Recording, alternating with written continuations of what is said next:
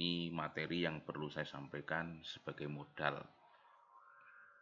panjenengan semuanya. Untuk yang kemarin tentang proses persidangan pada pengadilan agama ya, baik kota maupun Kabupaten Kediri ya. Kemarin tahapan persidangan ataupun mekanisme yang pertama adalah pemeriksaan identitas atau dokumen penggugat atau tergugat, pemohon ataupun termohon ya. Kemudian sidang yang kedua yang kemarin islah ataupun upaya perdamaian, mediasi. Dilanjutkan dengan sidang berikutnya yaitu pembacaan permohonan atau gugatan ya.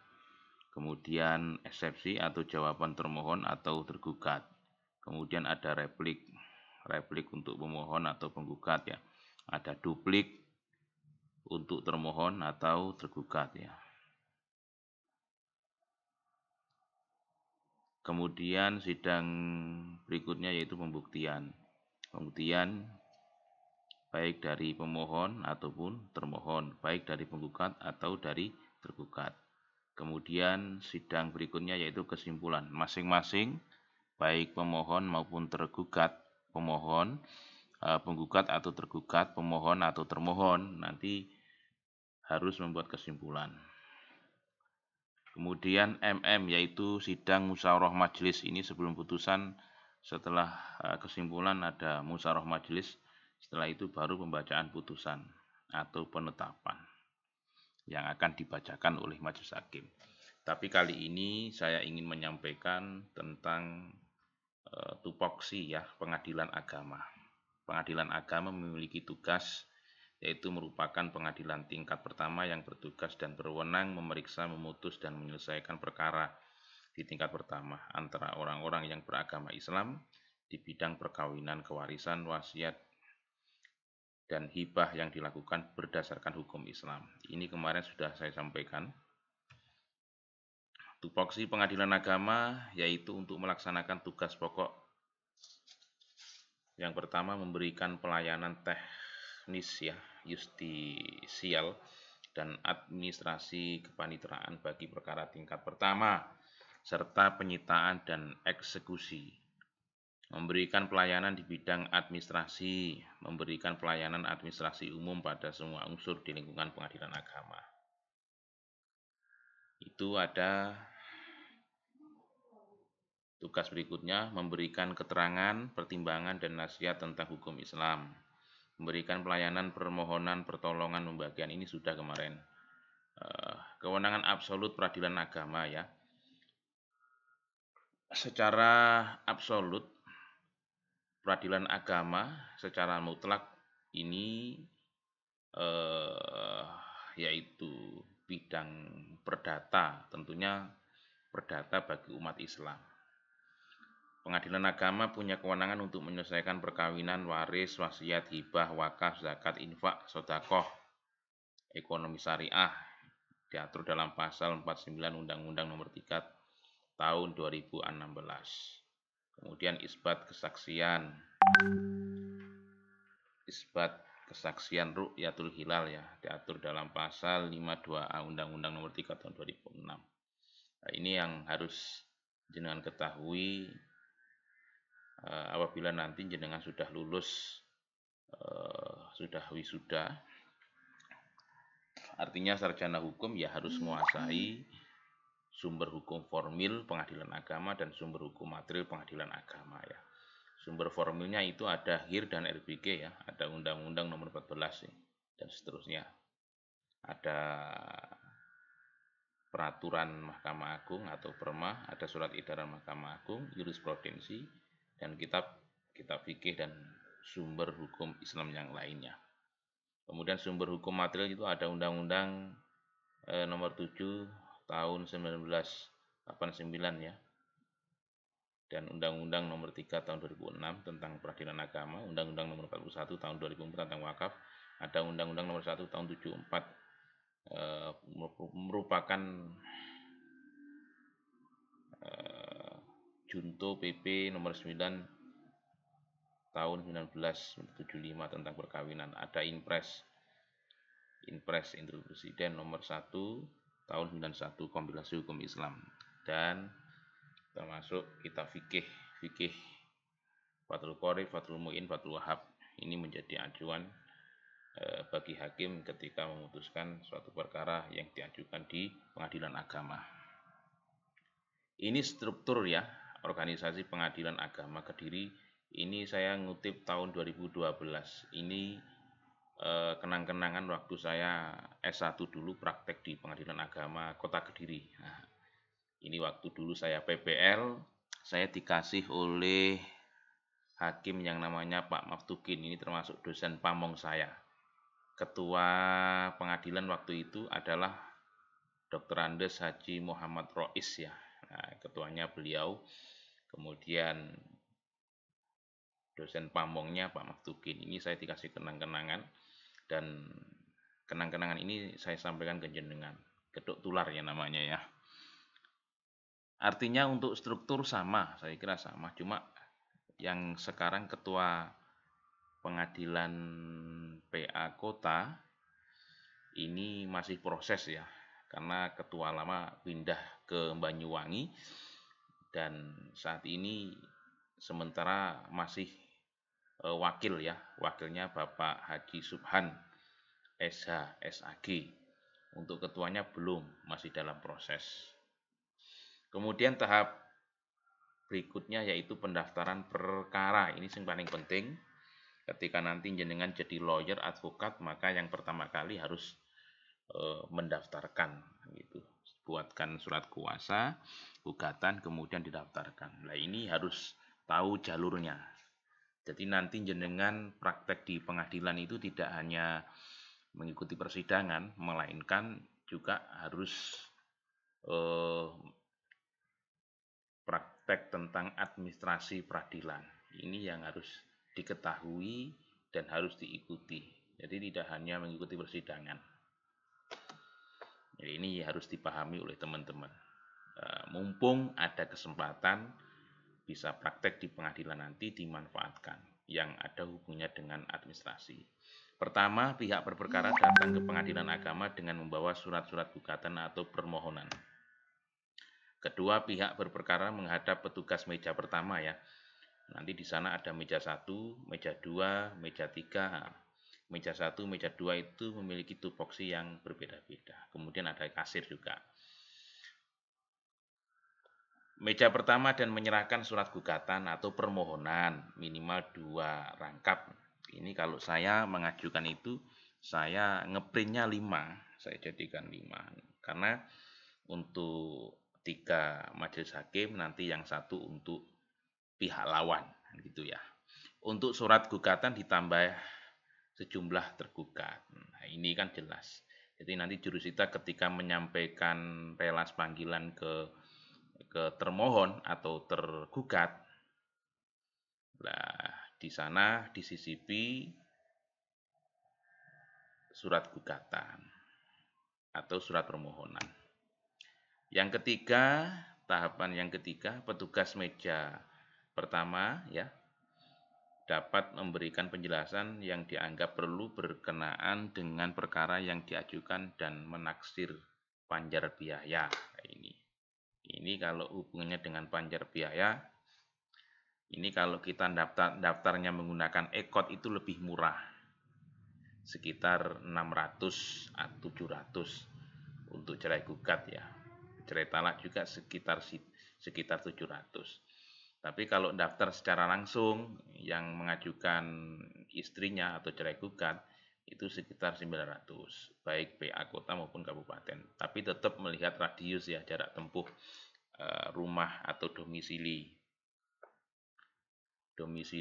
pihak lawan, itu jarak tempuhnya berapa kilo, itu nanti pengaruh terhadap panjar biaya. Kalau pendaftaran cerai talak ini lebih mahal daripada cerai gugat. Cerai talak itu sekitar 1.200.000. Tapi kalau daftarnya via online atau menggunakan e-code, ini seperti saya alhamdulillah sudah punya e-code. ekot Mahkamah Agung. Jadi kalau saya nangani suatu perkara baik cerai talak, cerai gugat ini menggunakan ekot ya. Daftarnya melalui online, jadi semua berkas nanti kita scan, surat kuasa kita scan, dan surat gugatan juga kita scan, baik PDF maupun berupa RTV ya, RTF. Kemudian juga untuk KTP dan buku nikah semuanya di-scan jadikan satu, kemudian di-upload. Baru nanti kita dikasih nomor rekening ya, nomor rekening dan bayaran lewat Briva. Dengan total nanti akan muncul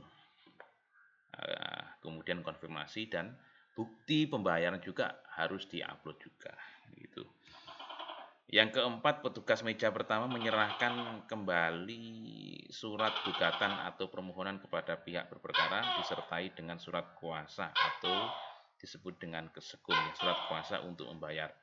Setelah ini baru menghadap kasir. Nah, ini. Setelah itu menghadap kasir bayar. Ini kalau bayarnya atau daftarnya manual, tapi kalau kita bayarnya menggunakan ekot Mahkamah Agung ya kita langsung lewat mobile banking bisa, SMS banking juga bisa. Tapi kalau manual, maka nanti kita langsung ketemu kasir ya. Biasanya di bank, di pengadilan itu ada pegawai bank, BRI, baik kota maupun kabupaten. Yang keenam, pemegang kas menandatangani surat kuasa untuk membayar, yaitu membubuhkan nomor urut perkara dan tanggal penerimaan perkara dalam surat kuasa untuk membayar sekum dan dalam surat gugatan atau permohonan. Yang ketujuh, pemegang kas menyerahkan asli surat kuasa untuk membayar atau sekum kepada pihak berperkara sebagai dasar penyetoran banjar biaya perkara ke bank.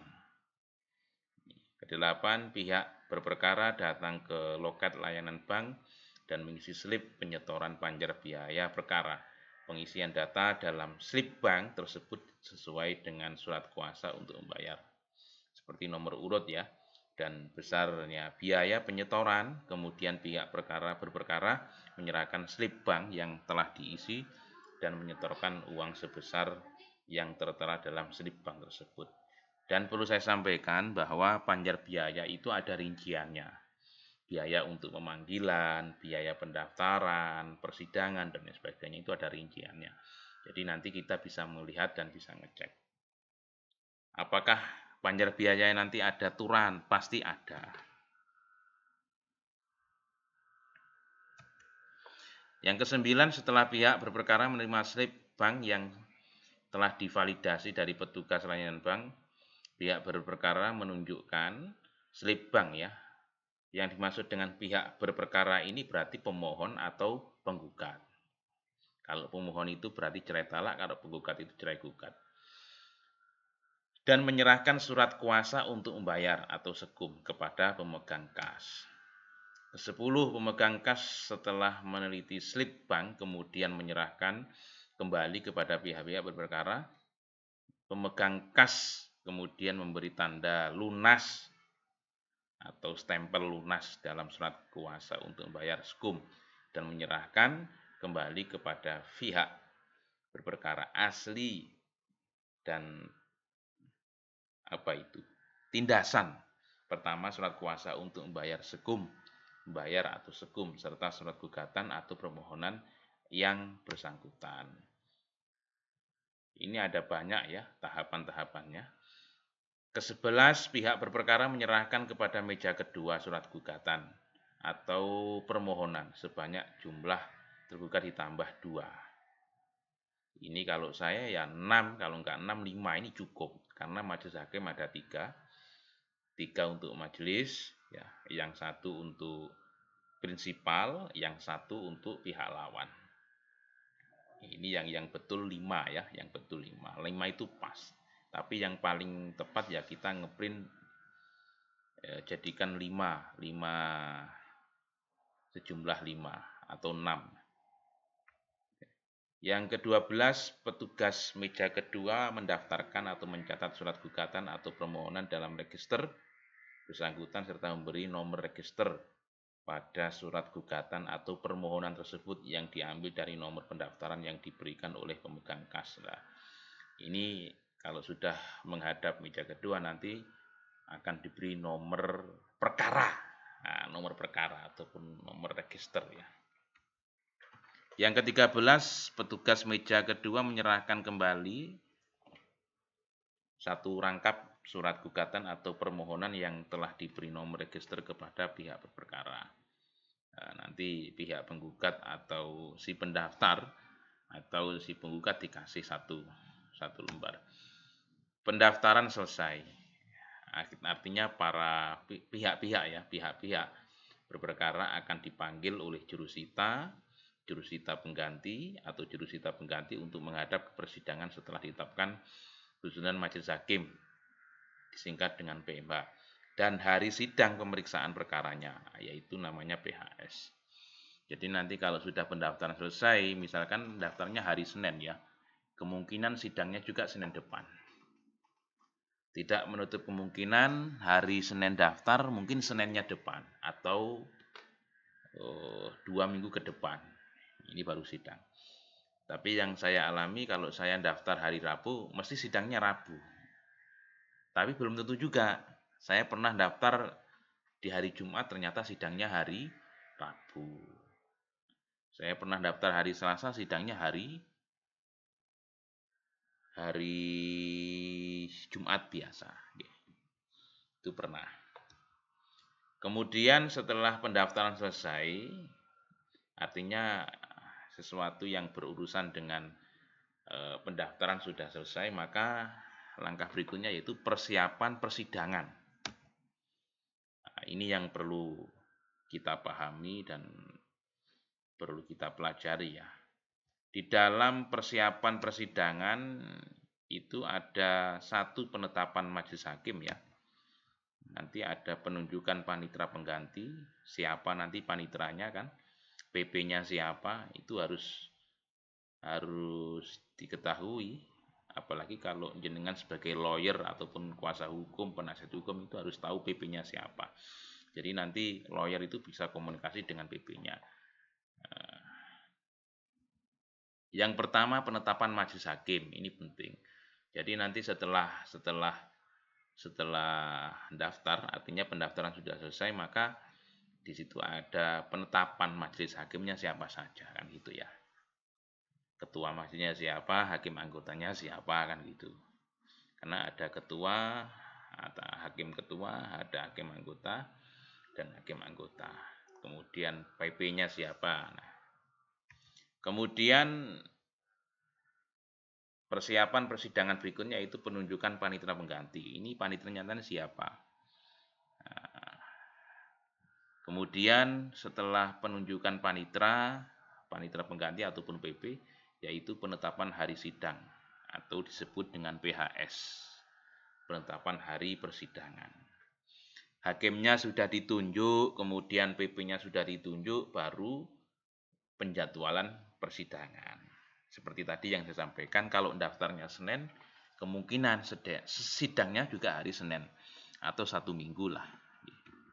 Kemudian setelah ditentukan hakim, PP-nya, kemudian jadwal persidangan, baru pemanggilan. Artinya nanti jurusita yang akan mencari rumah ataupun rumah atau domisili tergugat atau domisili termohon ya, sesuai dengan alamat yang disampaikan oleh pemohon atau penggugat.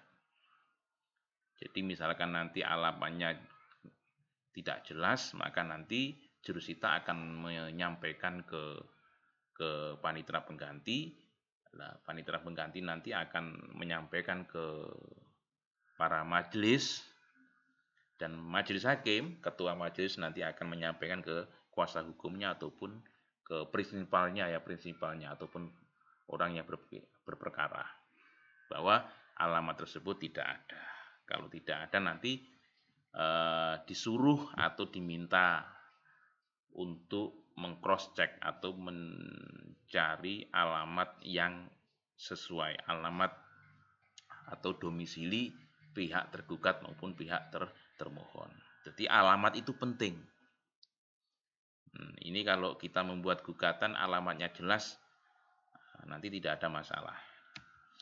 Setelah pemanggilan, kemudian pemanggilan para pihak ya.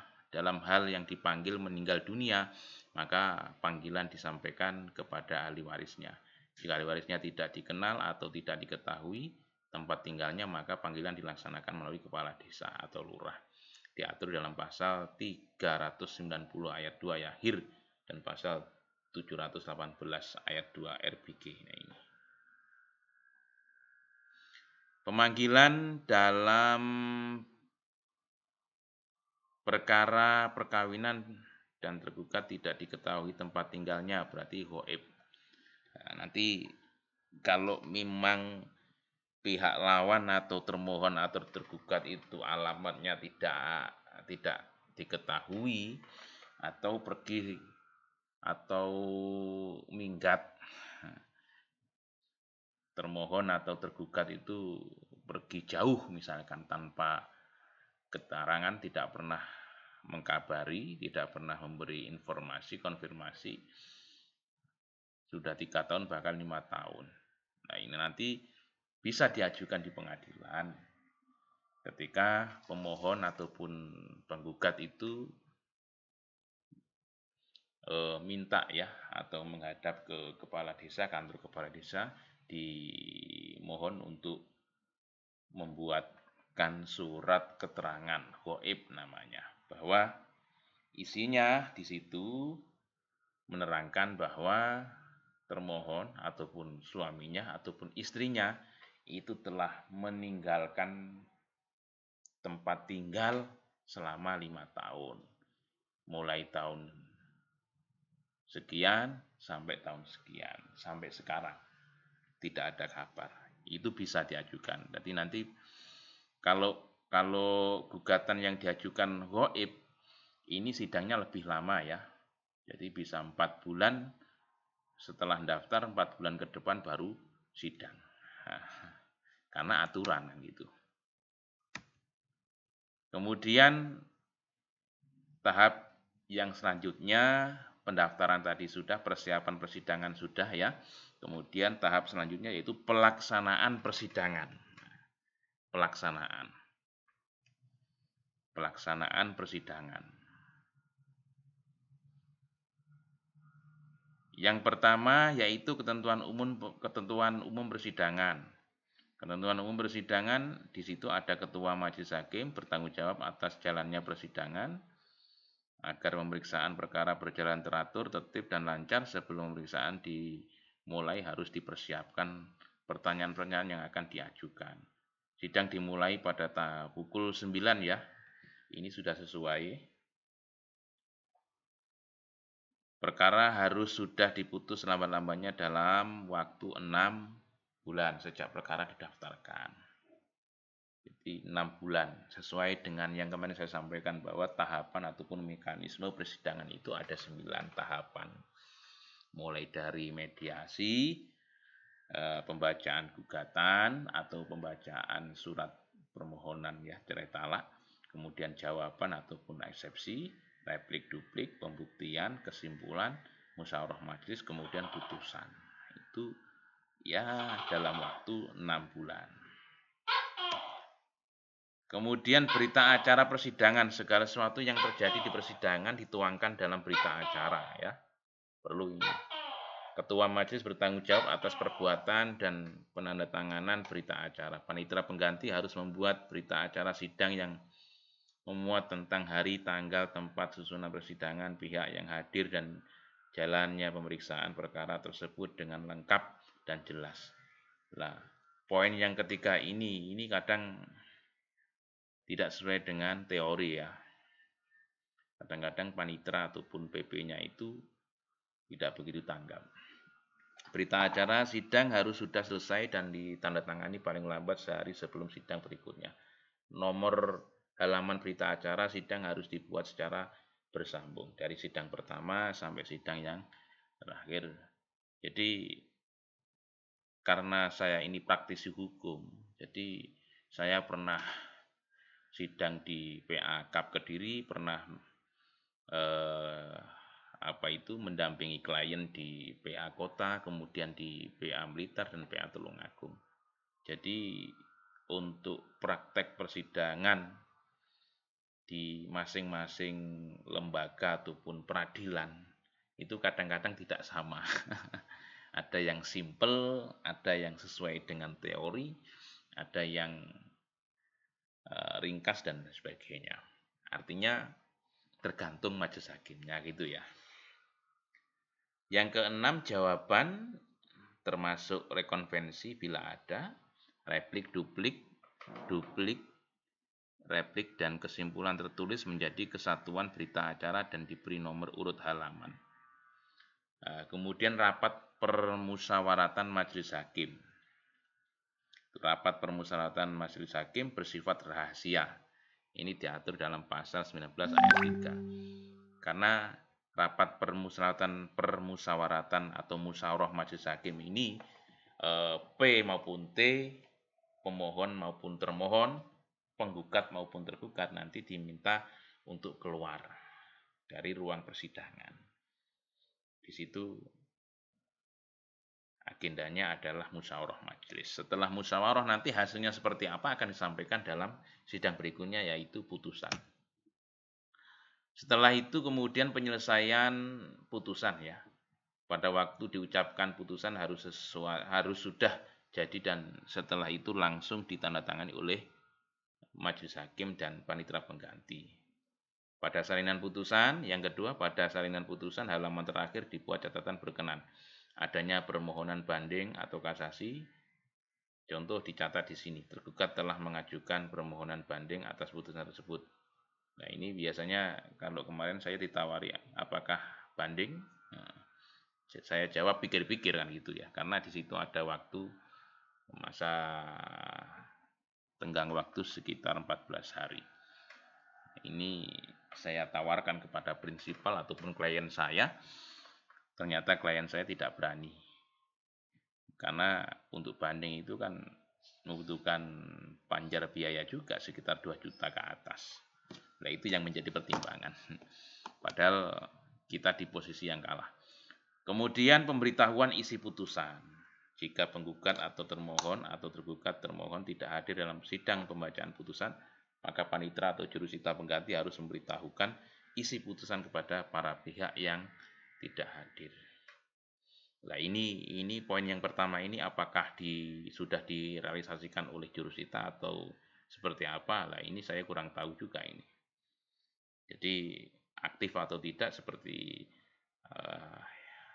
di lapangan ya kayaknya tidak sesuai juga kan. Jika tergugat atau termohon tidak hadir dalam sidang pembacaan putusan dan alamatnya tidak diketahui di seluruh wilayah Republik Indonesia, maka pemberitahuan isi putusan dilakukan melalui pemerintah kabupaten. Seharusnya semacam ini seharusnya. Tapi apakah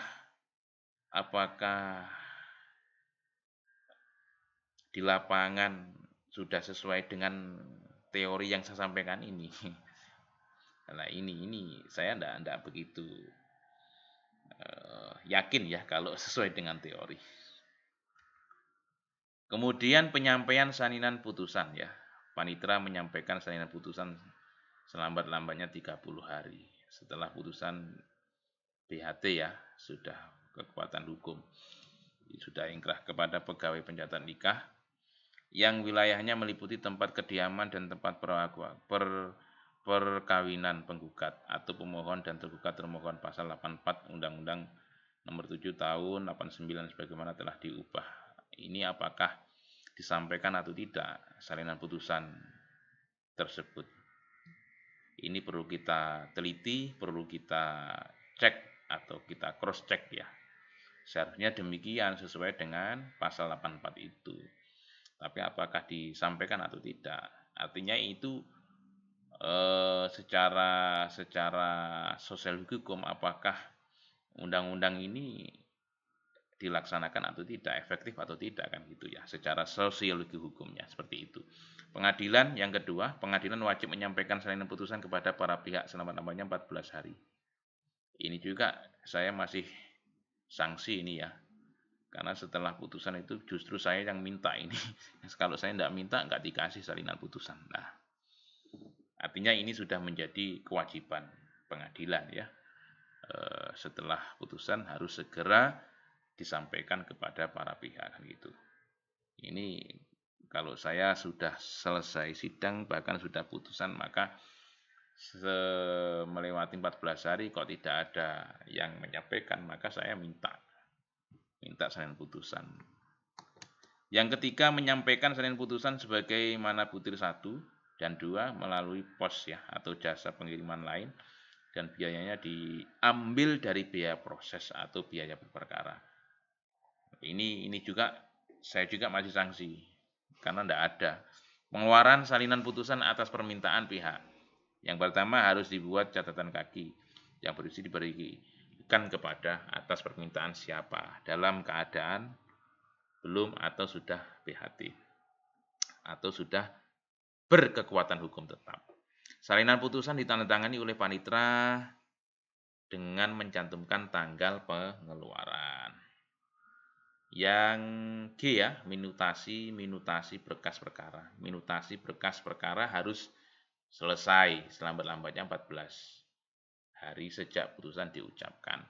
Majelis hakim bertanggung jawab atas penyelesaian minutasi berkas perkara yang pelaksanaannya dibantu oleh panitera pengganti atau PP. Berkas disusun secara berangsur-angsur dan kronologis. Berkas perkara yang telah diminutasi diserahkan ke meja 3 ya untuk diberi sampul, dijahit dan disegel. Selanjutnya berkas tersebut diparaf dan diberi tanggal oleh ketua majelis ya. Yang H, pemberkasan perkara. Yang pertama, surat gugatan atau permohonan sekum, surat kuasa untuk membayar. Yang ketiga, penetapan majelis hakim. Yang keempat tadi adalah penunjukan panitera pengganti, penunjukan jurusita pengganti, penetapan hari sidang, PHS, relas panggilan. Ini dilakukan oleh jurusita ya. Jurusita nanti yang akan menyampaikan relas panggilan ke alamat tergugat atau pihak lawan. Berita acara sidang, jawaban, replik, duplik dimasukkan dalam kesatuan berita acara. Ini tugasnya panitera pengganti ini. Surat kuasa dari kedua belah pihak bila ada. Penetapan sita konservatoir, revindikatoir bila ada. Berita acara sita konservatoir, revindikatoir bila ada. Lampiran-lampiran surat yang diajukan oleh kedua belah pihak bila ada. Surat-surat bukti penggugat, surat-surat bukti tergugat, karena masing-masing diminta untuk mengajukan alat bukti ya, berupa dokumen. Kemudian tanggapan bukti-bukti tergugat dari penggugat bila ada, tanggapan bukti-bukti penggugat dari tergugat bila ada, gambar situasi bila ada, surat-surat lainnya. Itu ya sekelumit yang saya sampaikan. Mungkin nanti kalau ada hal-hal yang belum jelas bisa kita diskusikan melalui WA group ya. Mungkin hanya ini yang dapat saya sampaikan. Kita lanjutkan untuk pertemuan berikutnya, yaitu tentang pelaksanaan sidang ikrar talak ya. Karena kalau yang mengajukan suami itu namanya cerai talak. Cerai talak itu kalau sudah putusan itu ingkrahnya atau berkekuatan hukumnya adalah 14 hari. Setelah putusan 14 hari namanya sudah ingkrah nanti. Tapi 14 hari ke depan itu suami belum bisa melakukan ikrar di hadapan majelis. Artinya nunggu apa? Nunggu panggilan dari pengadilan. Lah berbeda istri yang mengajukan. Kalau istri mengajukan, putusan sudah selesai, putusan kemudian ada tenggang waktu atau 14 hari ya. Kalau sudah melebihi 14 hari maka sudah punya kekuatan hukum. Tapi kalau yang mengajukan suami, maka nanti setelah putusan di situ ada tenggang waktu 14 hari, setelah itu nunggu panggilan ikrar. Nah, berapa lama panggilan ikrar? Kalau undang-undangnya itu 6 bulan. Nah, ditunggu saja nanti. Setelah putusan biasanya 6 bulan baru dipanggil untuk melakukan ikrar. Karena apa? Yaitu undang-undang. Makanya kalau masalah perkara perceraian itu lebih simpel mana ketika mengajukan. Apakah suami atau istri? Kalau menurut saya yang paling mudah, yang paling enak itu kalau istri yang mengajukan. Karena kebanyakan klien saya itu adalah cerai gugat, yaitu yang mengajukan adalah pihak istri. Kalau yang mengajukan pihak istri itu enak, cepat, sidangnya cepat. Tapi kalau yang mengajukan suami cerai talak, ini gimana ya? Agak-agak lemot. Artinya bukan berarti dipersulit, bukan. Ya memang kalau kita melihat undang-undang itu memang undang-undang itu selalu membela si perempuan kan gitu ya, termasuk wilayah kompetensi relatifnya itu kan melihat dari tempat tinggal istri ya, bukan melihat dari tempat tinggal suami, tapi istri yang menjadi acuan. Mungkin itu yang dapat saya sampaikan ya. Kurang lebihnya mohon maaf. Assalamualaikum warahmatullahi wabarakatuh.